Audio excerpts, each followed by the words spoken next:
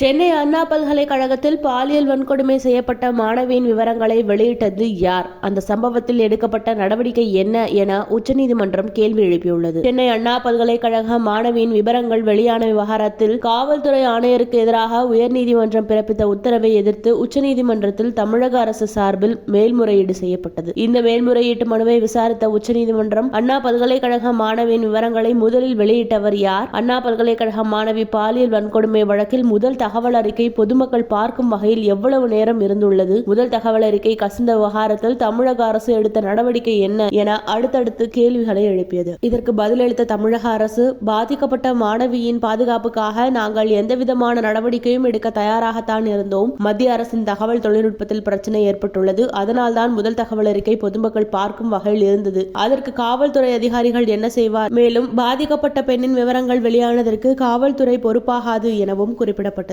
இதனை கேட்ட உச்சநீதிமன்றம் பாதிக்கப்பட்ட மாணவியின் விவரங்கள் சமூக வலைதளங்களில் இன்னமும் உள்ளதா என கேள்வி எழுப்பியது.